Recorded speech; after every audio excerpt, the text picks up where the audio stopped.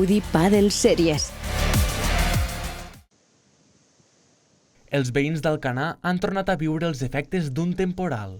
En aquesta ocasió, però, amb menys intensitat que el de fa 2 anys, quan es van registrar fins a 78 litres per metre quadrat en només mitja hora, gairebé 20 litres més que en aquesta ocasió.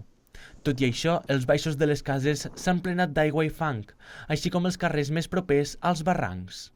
També s'han vist afectats negocis com els restaurants, que han hagut de tancar l'últim cap de setmana fort de la temporada d'estiu. Sobretot tindre de limpiar i han perdut el dia. Avui ja no hem pogut treballar. Hem tingut moltes anul·lacions de reserves, però pel temps ja no han vingut i avui no hem pogut treballar i demà segurament tampoc.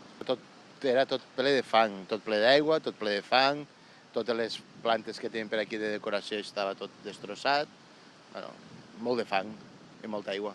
Per sort, asseguren els veïns, els danys han estat molt menors respecte a l'últim temporal. Molt de susto perquè recordàvem lo de fa 2 anys i pensava que tornaria a ser el mateix. L'altra vegada vam tindre 6 mesos tancat perquè mos ho va fer malbé tot.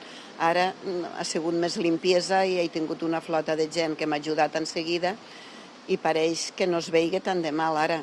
Demà, quan estigui tot sec, veurem si tot funciona, si alguna porta o algun moble ha quedat marcat o s'ha inflat i no es tira bé, no ho sé.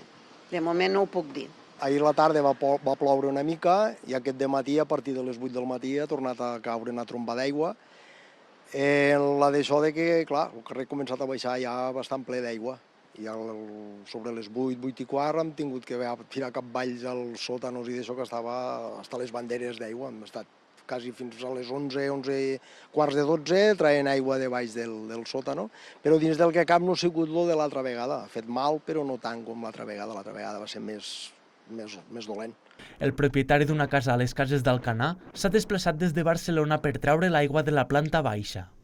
Explica que, després del temporal de fa 2 anys, ja va instal·lar algunes barreres per evitar danys en cas de nous temporals. Gràcies a Déu millor que la de fa 2 anys, però així i tot ha tornat a entrar aigua a casa, ja es veu el nivell allà d'aigua que entra i res, he vingut de Barcelona a netejar un altre cop, ha sigut un desastre. Jo crec que han entrat 4 o 5 dits d'aigua, però per aquest any hem posat fustes i ho hem protegit tot ja, però així i tot el jardí que està darrere torna a estar recent ressembrat, tot un altre cop tot fora.